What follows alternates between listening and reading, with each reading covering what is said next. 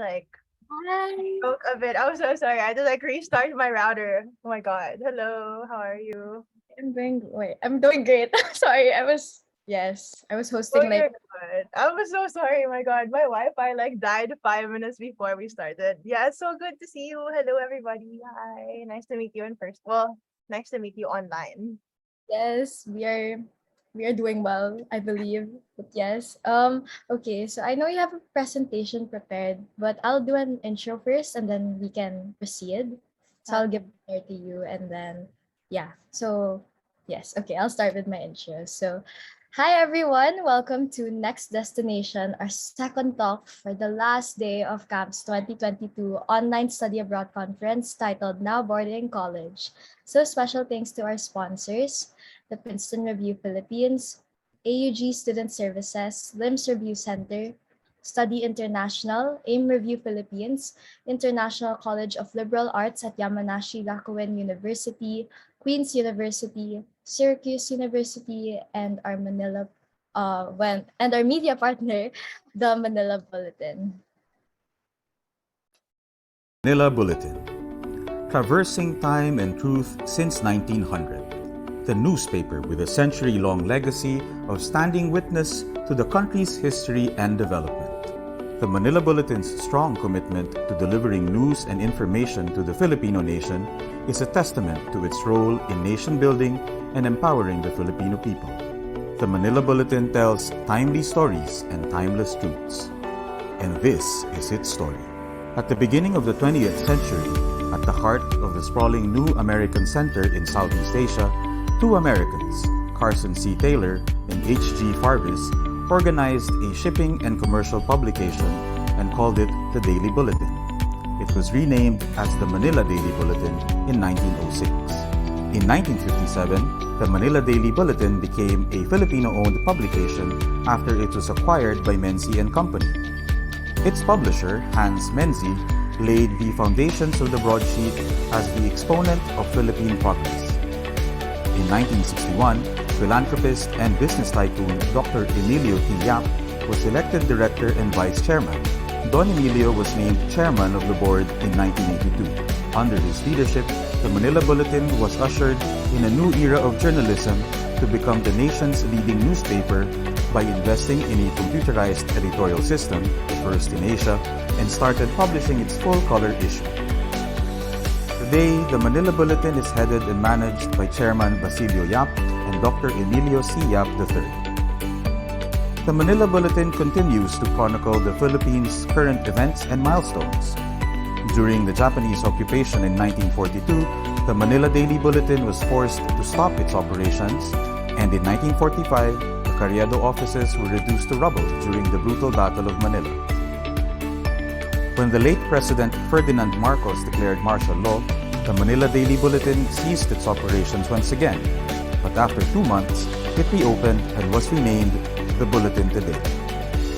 In 1977, Bulletin Today upgraded its printing facilities, moved into its own and current location in Moralia Street in Intramuros, and diversified its reach through the Philippine Panorama, its Sunday magazine, and Tempo and Balita, its tabloid publications. As readers are in search for more diversified and specialized content, the Manila Bulletin launched several magazines and digests, such as Agriculture, Animal Scene, and Going Places. It also acquired local and vernacular favorites, such as Liwayway, Hiligaynon, Bisaya, and Banawa. The Manila Bulletin transformed itself into a multi-platform media provider and innovated the newspaper reading experience by integrating special executions in its publications, including a 3D edition, NFC, QR codes, pop-ups, false covers, and belly bands. The Manila Bulletin also opened digital platforms such as a website, app, and e-paper. Its website is one of the most visited and trusted Philippine news websites in the country. Its Facebook and Twitter accounts and YouTube channel are one of the most accessed in social media, engaging the young generation of news and information consumers. Today, the Manila Bulletin strives to make the nation be fully informed, at the same time uplifting the Filipino spirit through There's Good News Here. This is the Manila Bulletin. And the Manila Bulletin will continue to inform, inspire, empower, telling timely stories and timeless truths through this century and beyond.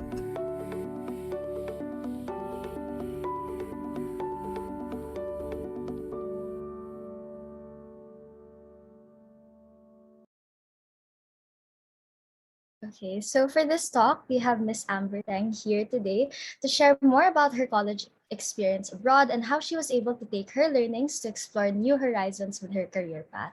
So let me introduce you guys to Miss Amber. So Miss Amber is a data scientist with experience in the finance and technology industries. She graduated from Brown University with a double major in economics and archaeology and finished her master's in data science at NYU. She published a book called The Data Resource that talks about data science in the Philippine landscape. She co-founded NYU Women in Data and Science. She is currently an instructor at FTW Foundation, where she works to empower women to start careers in technology and machine learning. She worked in finance, particularly focusing on hedge funds and risk analytics. So thank you so much, Ms. Amber, for taking the time and effort to help Filipinos fulfill their study abroad dreams.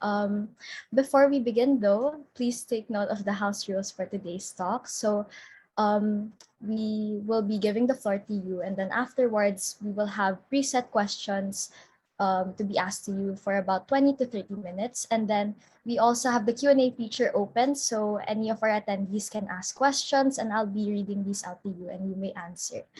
So feel free to take pictures and share your conference experience. So follow and tag us through the social media platforms. And with that, I'd like to invite Ms. Amber to take the floor and begin her talk. So take it away. Thank you, Nix. Really appreciate the introduction, and it's my honor to be here.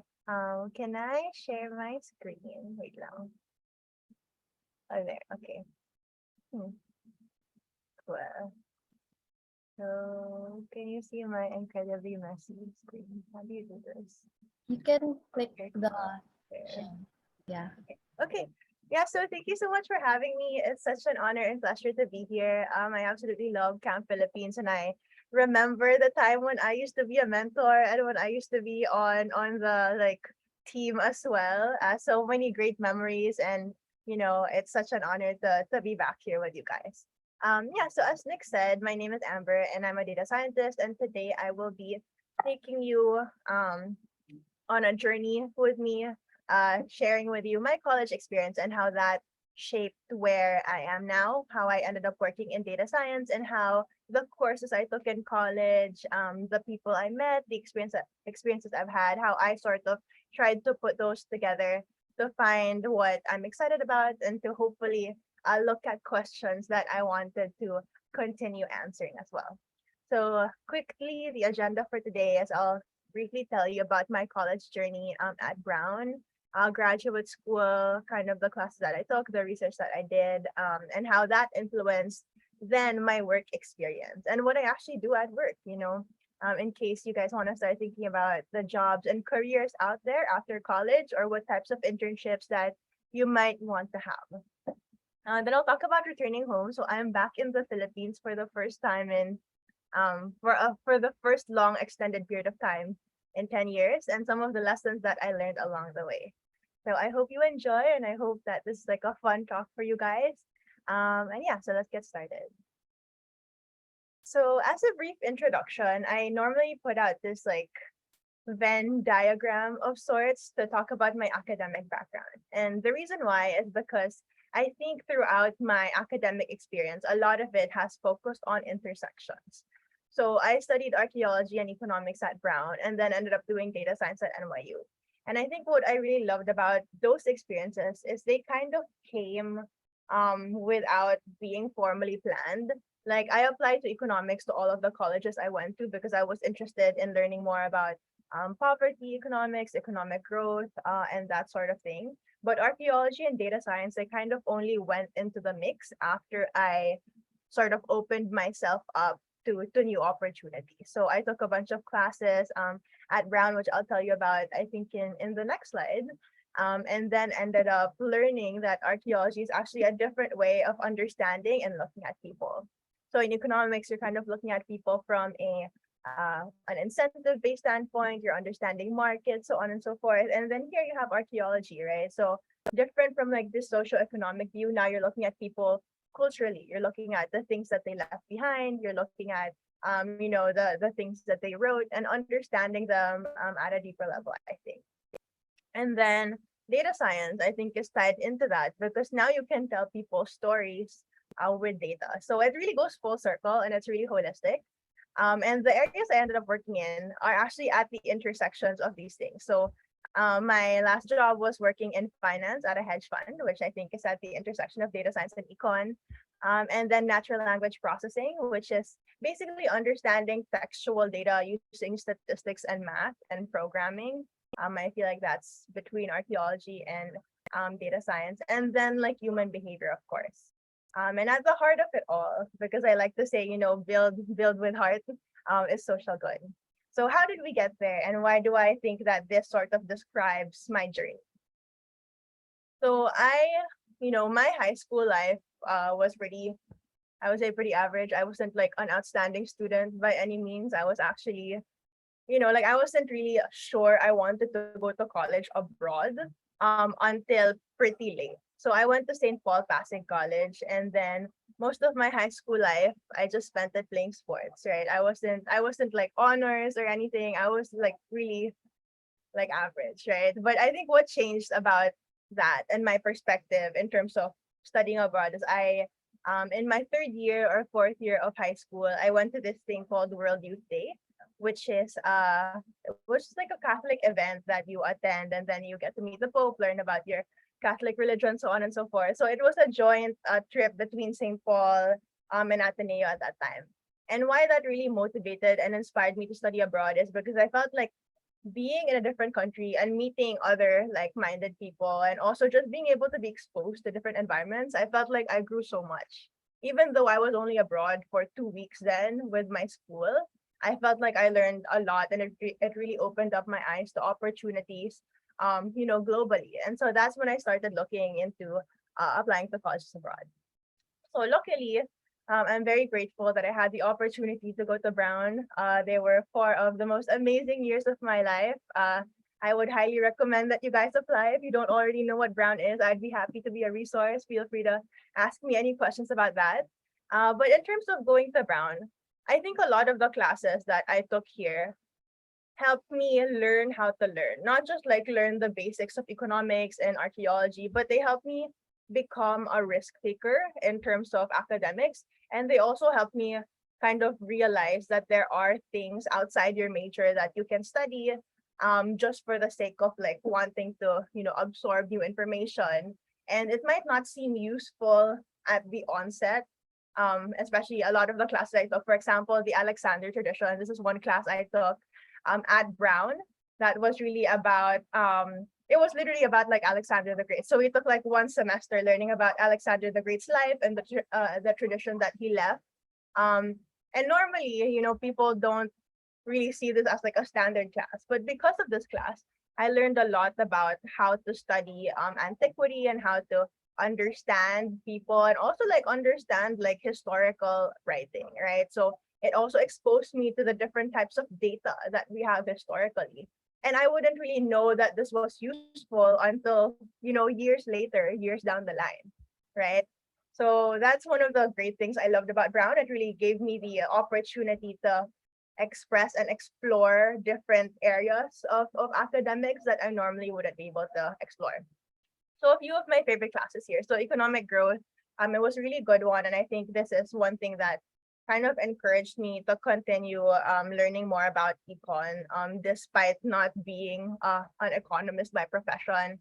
And then a lot of other classes that tied together like econ and archaeology, like social welfare in ancient Greece, I think was a really good one. I also studied a geology class, and although again that seems kind of out there, what it exposed me to is just the different ways people thought about questions, formulated questions, ask questions, solve problems. So a lot of it was really interesting, and also the types of people I met was very exciting as well, just because they came from such different backgrounds from me.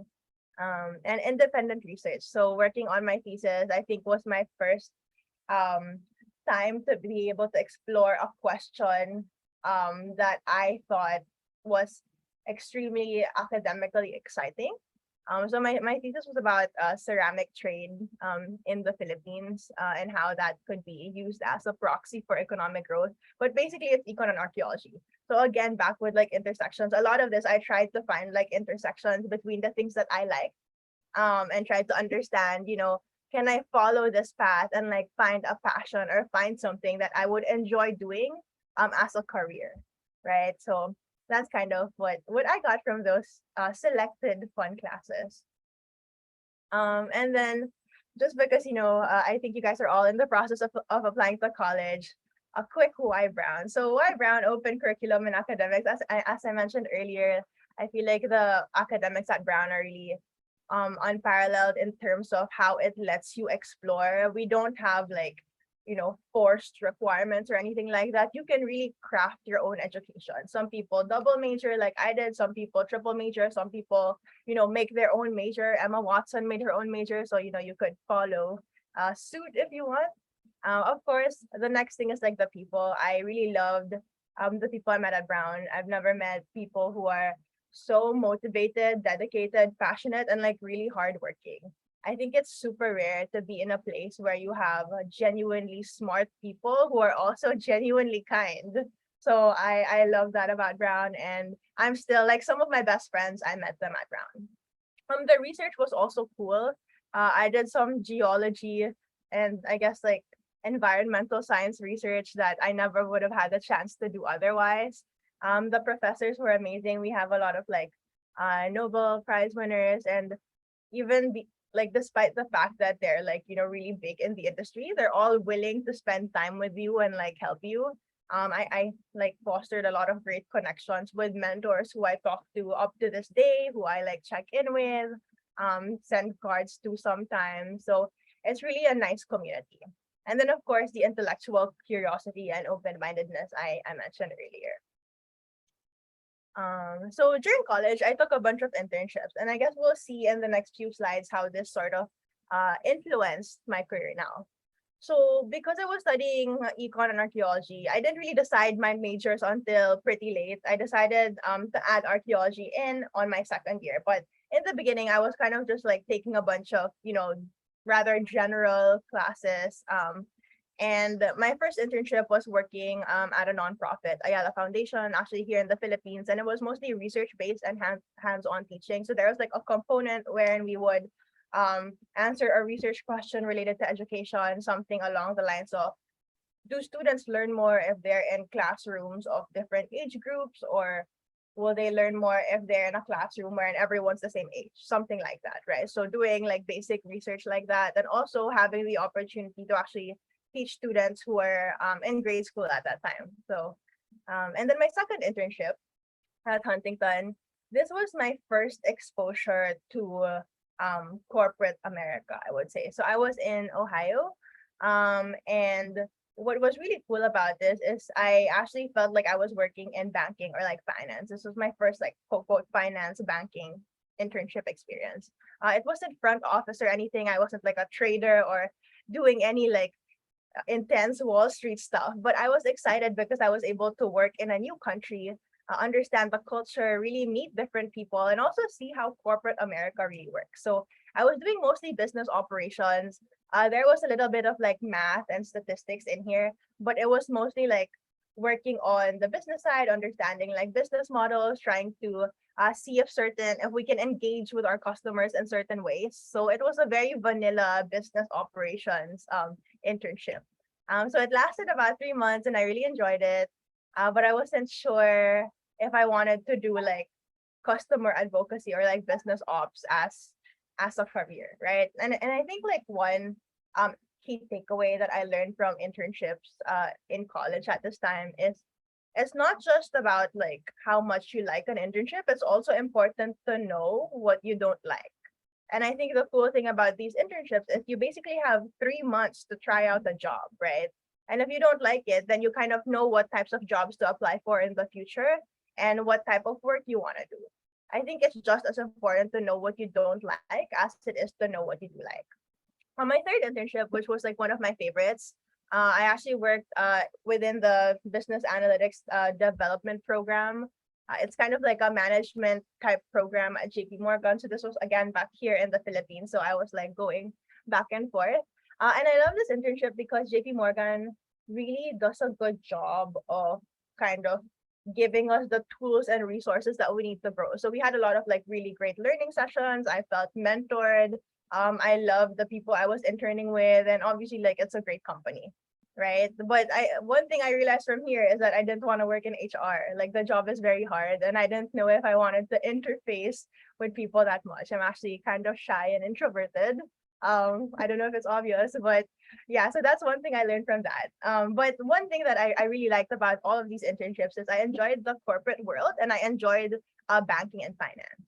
So my first job out of college, I ended up working at I went back to Huntington National Bank and I actually worked as a risk analyst. So what I did and what that included was really maintaining models and doing basic machine learning. So understanding how we can protect our customers, make sure we have less fraudulent activity. How do we monitor our data and make sure that, customers or people who like deal with our bank aren't sketchy people, right? So what's the likelihood that somebody depositing in the bank is like a really sketchy guy, right? So how do we keep our customers safe and how do we ensure that there's less risk to the bank?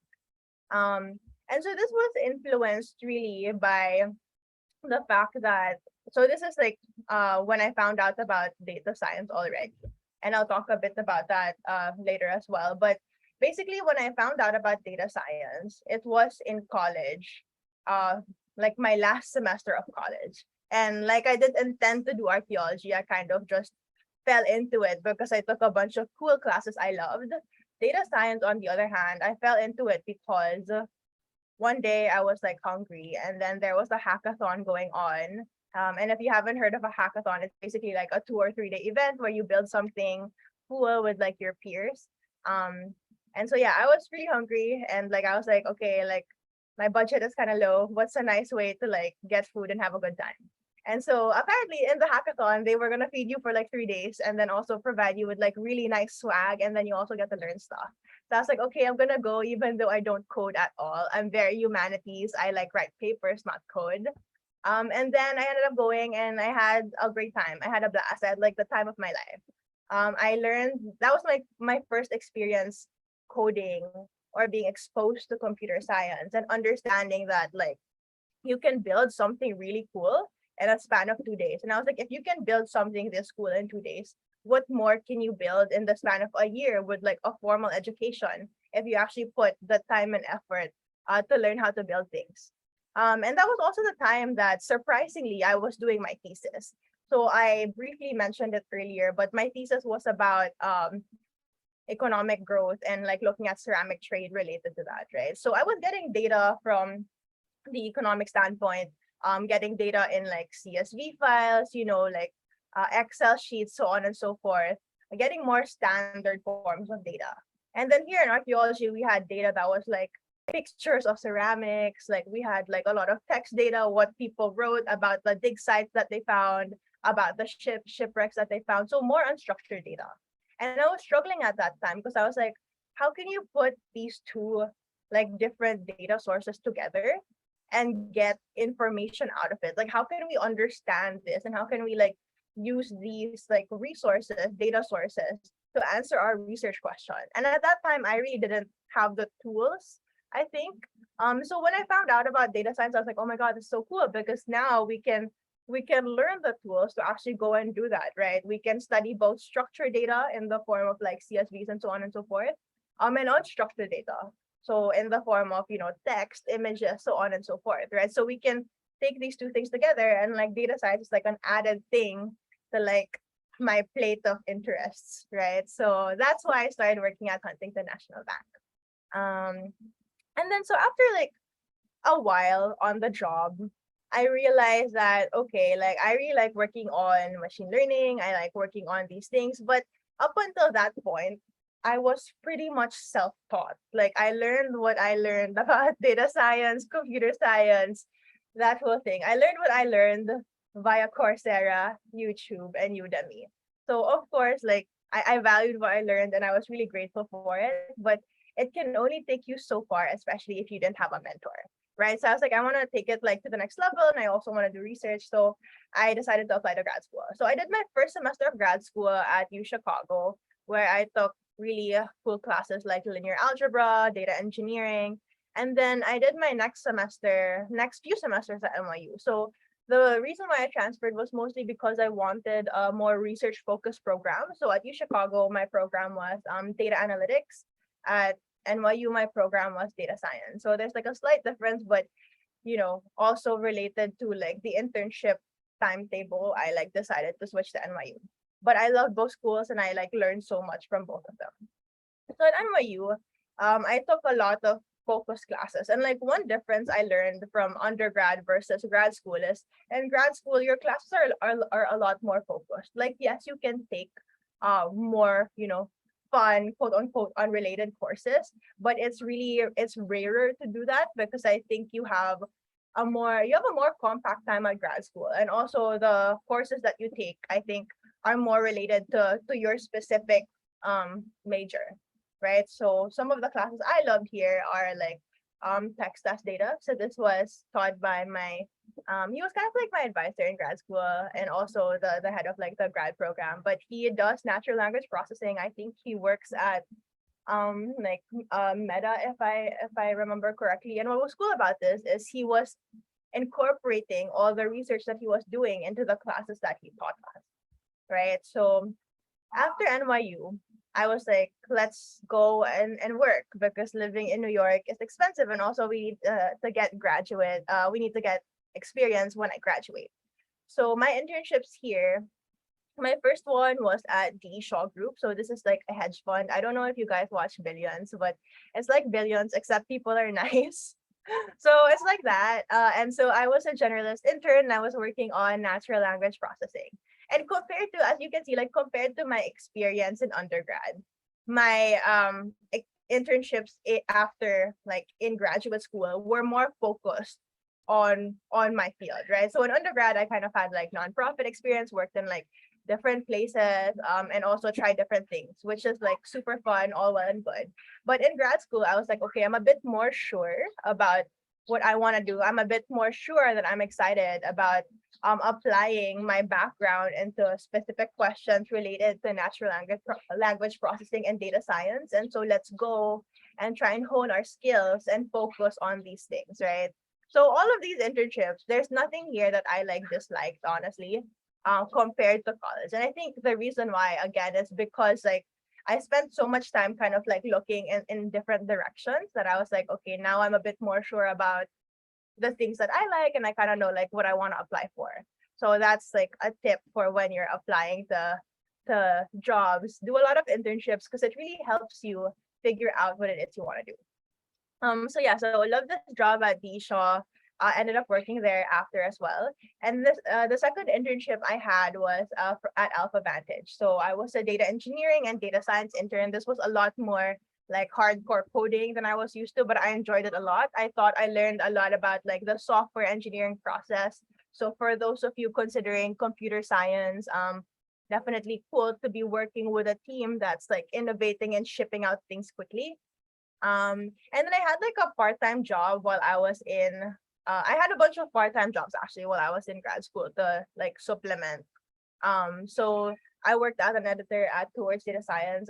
This is also kind of still using my background as a writer and my experience in archaeology where we wrote a lot of papers. So I was able to use that and tie it back into my data science experience to be an editor at a publication. It's a Medium publication. And then I did a bunch of research and teaching, which I also really enjoyed. So research and teaching at NYU, I think, was interesting because it allowed me to get a glimpse of again, like what impact do I want to have? What types of questions do I want to answer? And how can I continue doing this in an environment that either is academic or corporate, depending on what I want to do after graduation, right? And so, like kind of like the accumulation of those experiences, right? I was like, I'm sure I pretty much want to work in data science. And why is that? Because it's really understanding people's stories and being able to tell people's stories using data. So data-driven storytelling is something that excites me. And I feel like it can make a real difference in the world. So what is it like actually working in the field? So I mentioned this term a lot, but what is it actually? So data science, they say that if you ask 100 data scientists what data science is, they'll give you 100 different answers, right? So this is my answer. I think that is at the intersection of computer science, statistics, math, and applied in a given domain. So why I particularly enjoyed this is I really like, it's not like I was ever good at math or coding. I'm actually like not an amazing programmer and I'm not the best at math either. But I like being able to use these things to understand questions. So whether that question is related to, okay, like what is like the summary of a given text? Like if you have a really long newspaper article, like how can you summarize that systematically? Or if you're on Netflix, right? What's the show that I would recommend to my friend given what they watched in the past? Or if you're on Spotify, what playlist should I make for, my soon to be Joa, right? So stuff like that, right? So, and a lot of that can be answered by data science, even things related to like looking at like the stock market or like predictive analytics. So a lot of that, I really like understanding it and looking at it at a deeper level. And it's like you get like really challenging problems every day. I've never really had a boring day because so many things change. And I feel like there's always so much to learn all the time. So I really appreciated that. So in my past two jobs, I think in my risk analytics job and then in my job at DE Shaw, some of the questions that we would answer include on the risk side, it's like what is the probability or like what's the likelihood that a given person will commit fraud, right? Or what's the risk associated with a transaction? So if you guys use like Gcash, there's like a G score there.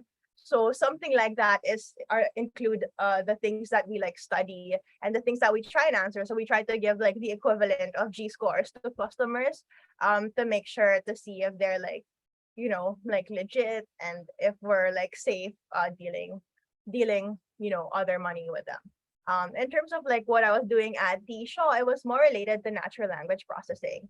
So natural language processing in general, I mentioned earlier, one of the things that you can do is like you can look at like, for example, Twitter, if you're looking at different tweets of like politicians or like people or whatever, right? So what is the sentiment associated with this tweet, right? Is this guy like is the sentiment like positive or negative or neutral, or like what are the emotions that somebody is writing in their tweet? Like for example, a politician like writes a tweet, like what are the emotions that he's showing, right? The other thing that you could do with that is you could go and look at like summaries of text, like how can you summarize things systematically. So there's like a lot of things you can do, but I think the most important thing I learned there is like ethics, right? How can we ensure that we de-bias a lot of these like algorithms and so on and so forth. And so after that, I decided to kind of go back home during the pandemic.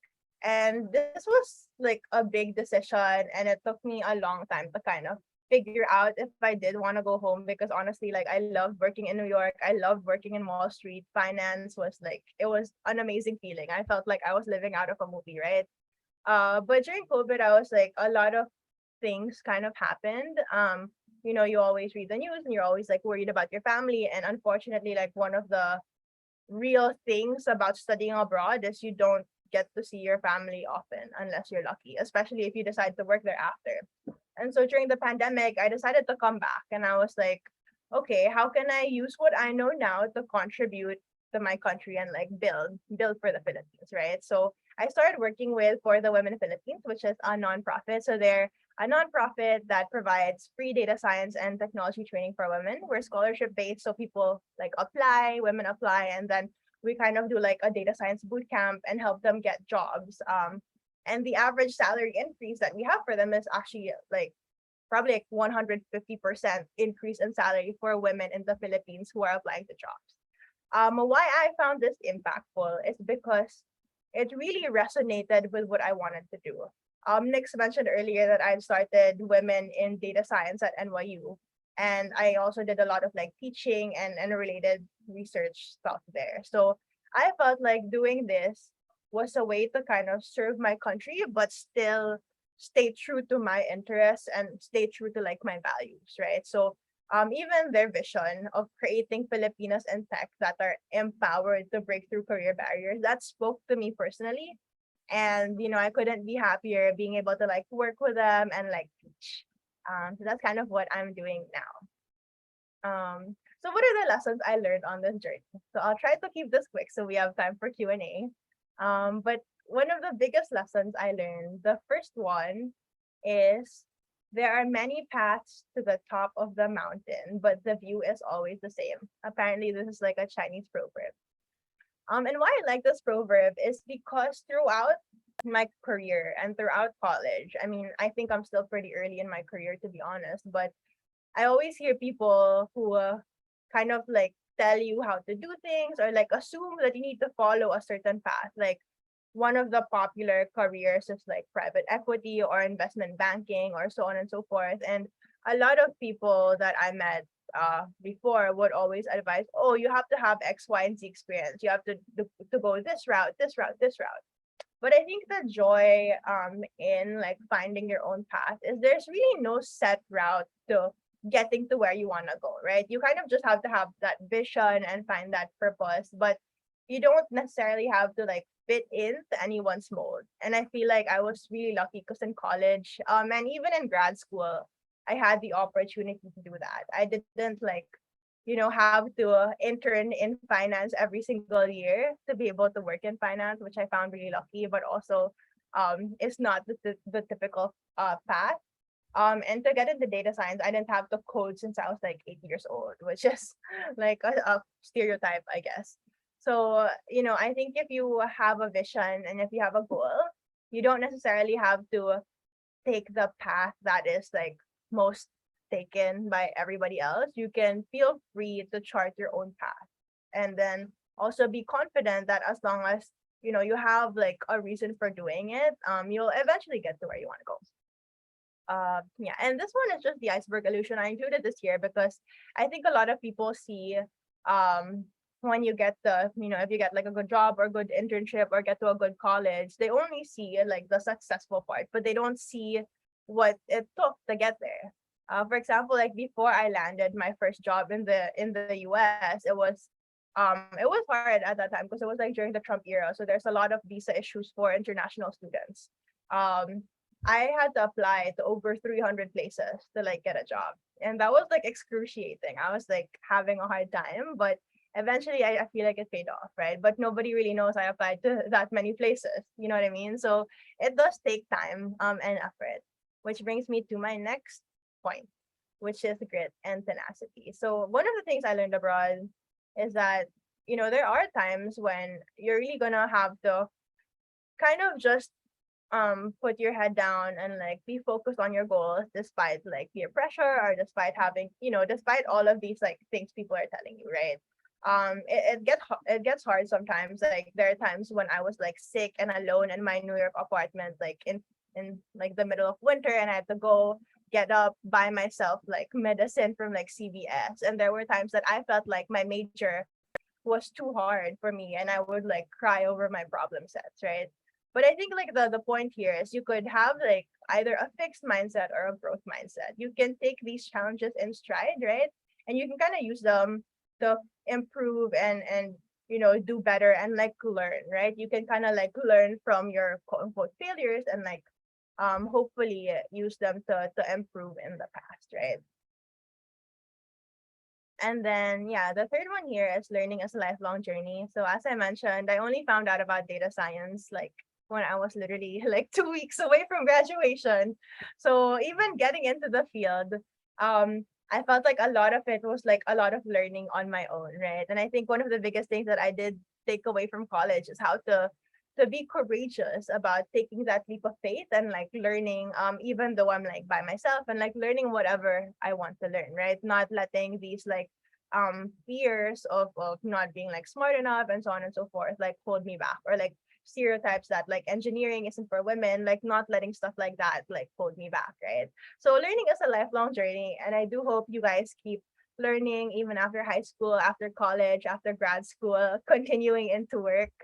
um and yeah, and then the next one is finding a mentor, and then being a mentor to others. So I mentioned that I did a bunch of work with camp before, and it was really fulfilling because I think it takes me back to kind of my roots and helps me remember my why, helps me remember why I do things, why I do things that I do, right? So why I decided to study abroad in the first place, what I want to be able to bring back home to my country. And also it just like helps enhance what you already know. Like I think teaching is a good way to learn yourself, right? When I teach like my students on Saturdays, for example, when I teach like the scholars, it helps me learn more about data science because I have to teach it to another person.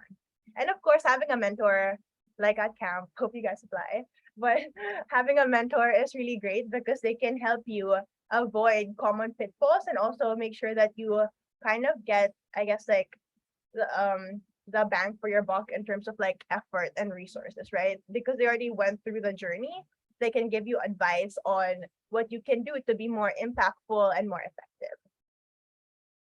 And so I mentioned earlier, remembering my purpose and like finding my why. So this has been like an important kind of like guiding factor, not just in the internships that I did, not just in the courses I studied, not just in like my current what I'm currently doing, or my current job and like other extracurriculars, but it really helps me remember what direction I want to go, right? So find your why and remember your core values.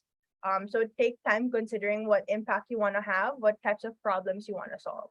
So for me, a lot of that revolved around how do we make technology and data science more accessible?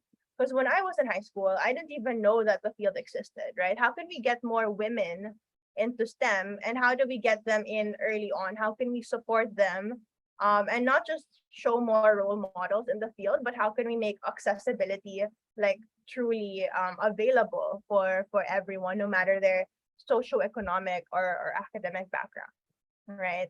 So I included this picture of ikigai because it's one way that you can kind of think about your quote unquote like purpose or passion or whatever you want to call it, by thinking about what you're good at, what you love, and like what the world needs. And then finally, and my favorite one actually, so build with empathy and create with purpose. So as I mentioned, there's really no linear path into finding out like where you want to go, where you want to end up in, whether that's after college or not. But hopefully, in whatever you do, you build with empathy and you create with purpose. And what I mean by that is, for example, in data science, right? Like I talked about how a lot of the things that we're using now, a lot of the technology that we're using is reliant on these models that we build, right? So from what you view on Facebook, what's on your Twitter feed, what your YouTube recommendations are, where you put your data, so on and so forth, right? So how can we build in such a way that we build not just for one person, not just for a subset of society, but we build and be inclusive while building, right? How do we empathize with the people and communities that we care about? And how can we ensure that these communities that we care about are kind of like growing, right? And you don't have to start so big, right? You don't have to like build the next like nonprofit or the next big company, right? But how can you start in your own community, maybe in your own home, in your own school, and how can you create with purpose? So that's why I included that like plant there. You can start small, but it's gonna grow into a big tree. Actually, I don't know what plant that is, but I hope it like grows into a tree. Otherwise, I should have replaced the picture. But yeah, the point still stands. You know, like you're gonna be out there with a lot of like the brightest minds, right? You have a lot of like privilege, and then you have the passion to do what you have, right? But with that like privilege and experience also comes a responsibility, I think, like a responsibility to kind of use what you learn and like use what you know to continue to serve and hopefully like make the world a better place. Doesn't have to be on a macro scale, but every life that you impact, I think already makes a big difference, right? And that's kind of the guiding principle that I've used when looking for my next job, trying to find like a different career path, switching careers, so on and so forth, and also figuring out, where I want to go. So that is what I had. Thank you for letting me share. I know it was like a little bit longer, but please let me know if you have any questions. Hi, Miss Amber. Oh my gosh, thank you so much for a very informative presentation. It was really nice hearing about your student life and also how it led up to your, how you are currently. And it's really just inspiring, really. And it gives like a lot of hope to many of us. So I think we have like a couple of questions. So we can probably start the Q&A. Yes, if that's good. Okay, yeah. So a lot of our Q&A is really like a lot of advice stuff. But we can like save that for later so it can like give us your parting words. Okay. So okay, so I think someone asked, "Hi, can you type the name of the coding event you joined in the chat box?" So The coding. Oh, it's just a how do I type it in such a way that everyone sees it? It's okay. basically called a hackathon, so I think it's only available to hosted panelists. But I went to Hackathon Brown. But there's a lot of different hackathons that you can go to all over the world. If you want to attend a hackathon, just look at like hackathon near me or something like that. I think there's like a bunch in the Philippines also, so definitely check it out. Um, there's also a lot of online ones, but I went to like a generic hackathon. I went to Hackathon Browns. I was at Brown, and like the sweaters were really nice. So Interesting. So, okay, for the next question, so someone asked, "Hi, Miss Amber, did you transfer to Brown from a Philippine college? If yes, how was the process?" So I actually wasn't a transfer student. What happened at that time? Oh my God, I feel like I'm so old if I say this, but like our like our timeline, our school timeline kasi was different pa. So I think school started here. It didn't start in August. Parang it started in June or something like that. So I had to start college here while waiting for the decisions of the colleges abroad. So I wasn't a transfer student, but I did one semester or half a semester at UP before going to Brown. So I applied like regular decision. I was pretty like normal. I didn't do early decision or, um, early action to anything. I was regular decision to everything. Yeah. Okay, so for the next question, this is also coming from like the preset questions. So, how do you think college shaped your path for the future, both in academics and beyond? Yeah, that's a great question. So I think the first one is it really gave me the opportunity and the flexibility to think about what I want to do and to have courage to like make my own decisions in that sense, right? I think before college, I would parang like follow what everyone was saying without really having kind of like the agency to be like, okay, I'm gonna decide now this is the path I want to take, these are the questions I want to answer, and this is the impact I want to have. I feel like college gave me the not just the emotional maturity, but also like the academic like fortitude to be able to like learn and apply what I learned in that sense. And then aside from that, like I think the most important thing I got is learning how to learn, which is hard, but like learning how to learn and also like being able to parang find the right people. Because aside from like learning from resources online, I think you can learn the most from someone who has gone through your journey. So being able to know how to find mentors and being able to know how to connect with them in a fruitful and engaging way. Okay, so for the next question, if you still remember your application process, can you walk us through the ups and downs you've experienced? Okay, I feel like I'm so old. Okay, so my application process. Okay. So I think I applied. Actually, one of your sponsors, Mrs. Lim's Review Center. So I actually reviewed with her.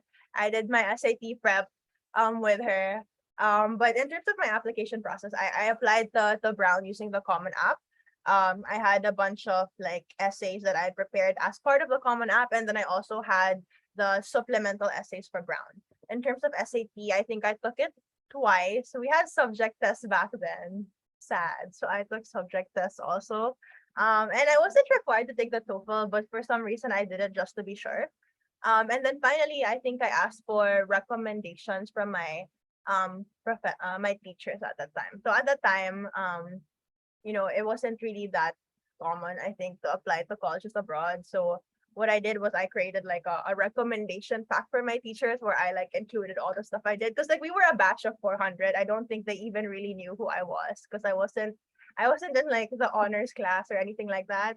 So, we were, and I was also like a transfer student in high school. So we were a big batch. I don't think they all knew who we were. And so I like included, this is like my pseudo resume. It was not even that good at that time. It was just like bullet points of, oh, okay, I joined like prom com, I play football, so on and so forth. I take these classes.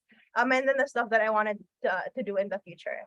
I also included like any awards I had and like stuff I did outside school and just like submitted that to my guidance counselor and the teachers who I wanted to recommend me.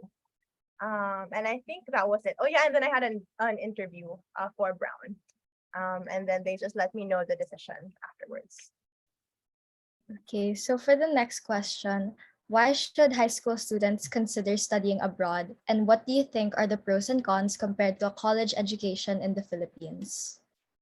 Yeah, so I think that's a super personal question. I don't think one is better than the other, but I can tell you about why I chose to study abroad. So for me personally, I think that like studying abroad really broadened my horizons. It opened my mind up into like different types of innovations and hopefully things that I can apply back home. Like my biggest motivation for studying abroad is that so I wanted to study econ, right? Because I was interested in like poverty economics and economic growth. So the big question that I was asking is like, why are some countries growing faster than others, right? Like why are these like, really well off countries in terms of like economic growth and economic status, like why are they doing so well, and can we apply some of the things that they're doing to our country back home, right? Like what can I learn abroad and what can I bring back here? So that was like the main motivation I had, and I think like studying abroad kind of allowed me to connect with people who were like experts in those fields and who are like building for different communities. And I think I really learned how to kind of not just ask the right questions, but also know what works and what doesn't when trying to build communities back at home, right? So it's still something I'm working on and something I'm learning about. But yeah, broaden horizons, also meet different people, expose yourself to different interesting challenges, and of course like learn things that you can apply back home. And then I think like the job market abroad is just like really different in terms of data science, for example. Well, I'm speaking specifically about data science, but in terms of data science, it's hard to kind of do like, research, natural language processing and stuff like that if you don't have the data yet.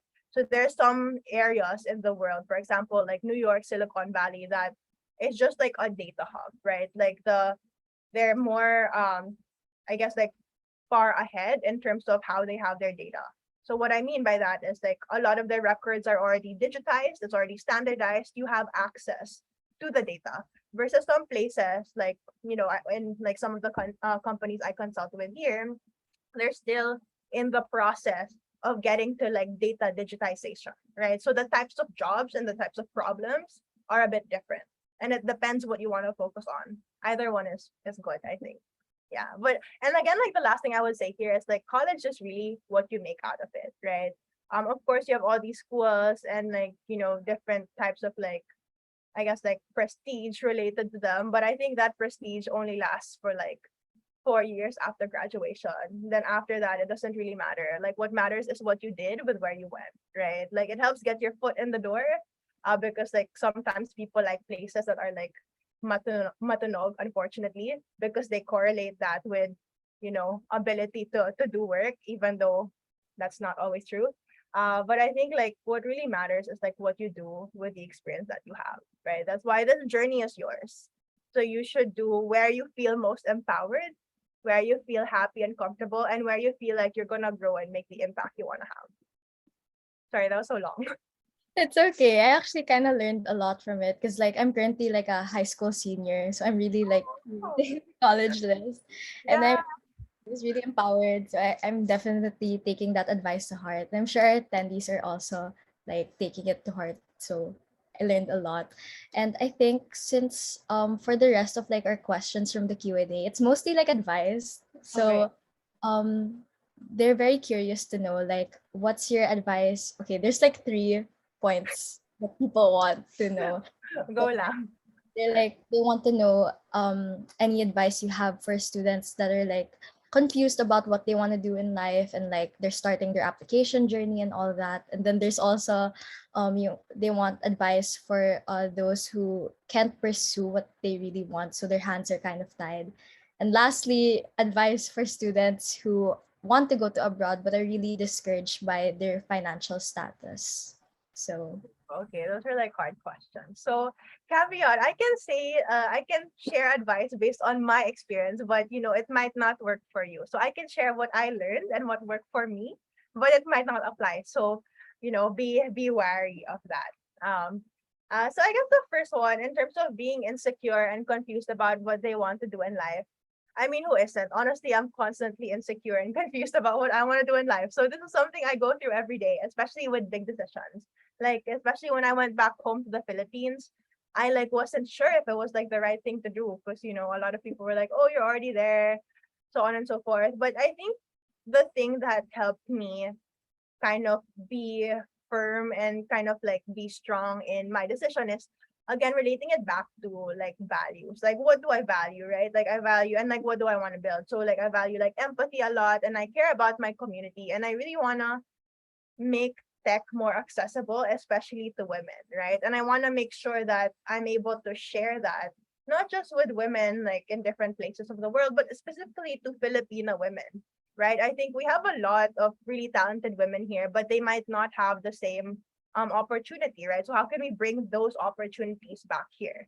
And so that's one thing that helped me. So staying kind of true to like your vision or like your goal when you think about it, and then also like knowing your values. And I think for this one, like I don't think anyone has like a set vision in life because like honestly like I'm not gonna sit here and be like, yeah, I know what I'm gonna do in the next 10 years because I really don't, right? As long as you know the direction you wanna go, it doesn't have to be super specific, but like the direction you wanna go, the impact you wanna have, I think that's like enough to kind of put you in the right direction. And I think in terms of feeling insecure, like having a good support system helps. And if you're like religious, I pray a lot. So I'm super thankful that I have that. I'm close to church and I volunteer in church and stuff like that, and it helps me a lot. Yeah. The second one, in terms of like feeling like your hands are tied and not being able to pursue what you want. So I don't have the full context of your question, but one thing that I would think about when I read this is, for example, like typical Filipino family. Siguro like your parents are telling you to do one thing, like maybe be a doctor, but I don't want to be a doctor, something like that. Or maybe it's just hard, like kunyari, financially, you want to go abroad, but you don't have like the finances to do it.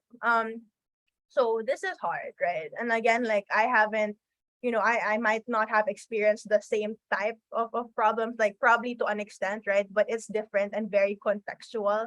So what I can say about this, like as someone who also has very strict parents, if you feel like you want to pursue what you want, but either society is telling you you can't do it, or like somebody, like maybe your parents are dissuading you, I would say first, if it's somebody you care about, kind of talk to them and tell them and explain to them why you want to do what you want to do.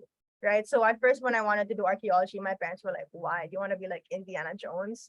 And I was like, no, there's like a lot of impact. So they associated it with like Tomb Raider and Indiana Jones because they didn't know. But then when I explained why, parang they were super supportive na. And if it's not someone you're close to, kunyari society, telling you na, oh, okay, like you can't pursue STEM because you're like a woman and it's not like the right place for you.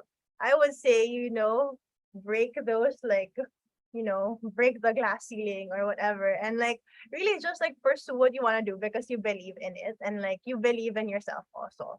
So I think like believing in yourself is super important because imposter syndrome is incredibly real, unfortunately. And even as a woman in STEM, even though I've like worked for a few years already, I still feel this way all the time. Na, am I really good enough to be a data scientist? Am I like smart enough? Like, am I, do I have the background or am I like a fake data scientist, right? And I think the important thing to note there is like just because like there's a societal parang stigma or whatever or standard doesn't mean that you can't pursue what you want to do, especially if you think that it's gonna help you make your community, make yourself, and make the world like a better place. In terms of like financial status, so this one, I'll just give you some ideas because I don't know like the extent, right? So this will probably only work to some extent. So for me, I was also struggling in college and grad school, right? I was like constantly working like three jobs and like not sleeping. But for me, what helped me with like finances is the first one is being resourceful, right? Like I was trying to find ways to make money without having to physically do things. Because if I'm in school, it's hard for me to like work if I'm like literally in class. So I did that by like writing. There's a lot of ways you can make money online now, whether that's like writing blogs, doing YouTube, TikTok, unfortunately.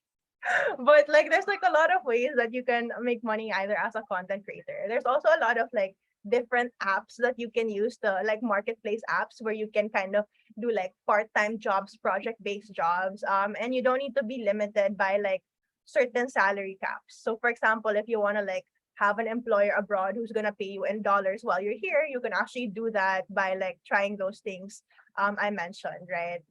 If you want, you could also kind of do like, I mean, honestly, like programming is a nice way to make money because there's a lot of like people who need developers. And it also will give you skills that you can use for yourself. So you could do like a quick course or whatever, and then go on like Upwork or something.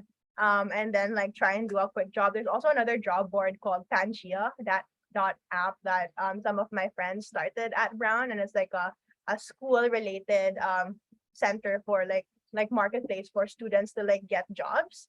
So there's that.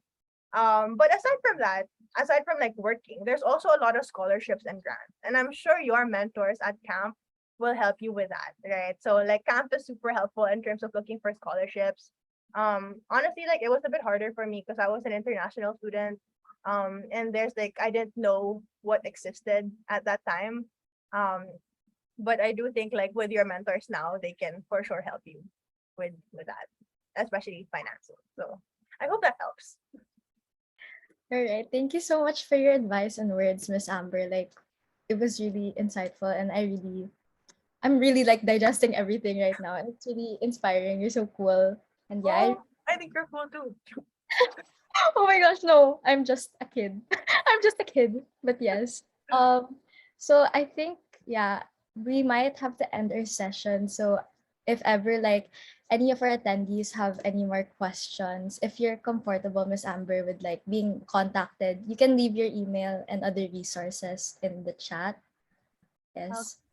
So let me, yeah, you can feel free to email me. I'm not on social media, unfortunately. I had a brief like stint So, where I did pageant stuff, so I got off social media. But you can message me on LinkedIn or Twitter or email me. So I'll leave my email in the chat. How do I open the chat? Oh, here. And then I think my Twitter is on the slide, but I'll add it here just in case. And I'm also on LinkedIn. Yeah, and if you guys wanna get coffee or whatever, I'm normally like I where we do our in-person sessions for FTW is in BGC, so it's pretty central. Let me know if you guys ever want to meet up. I'm probably gonna be there. I love the plug. Yes, everyone. Feel free to contact Miss Amber. Very cool, very inspiring. Yes. Thank you so much for your time. Thank you so much for being able to share your story and really help us like, help fulfill people study abroad dreams. We're really grateful for that. So thank you for your time again. And thank you also to our participants for joining us. This is actually the last talk. So thank you so much, Miss Amber, for being able to wrap up the conference with a bang. We really enjoyed that. We It's hope really my honor. Thank you. I super appreciate you guys, and I'm always here if you need anything. Always. Yay! Okay, so we hope everyone has learned a lot at this camp conference because I know I did. And we're so grateful to have helped you in this journey to college abroad. So, lastly, we also have our college fair later from 8 p.m. to 10 p.m. So, we'll see you guys there if you want to learn more about different colleges as we're also curating our college list. And we'll see you at our next conference. And to our potential mentors and mentees, we'll also keep in touch. So, yes. Thank you, everyone. Bye. Thank you.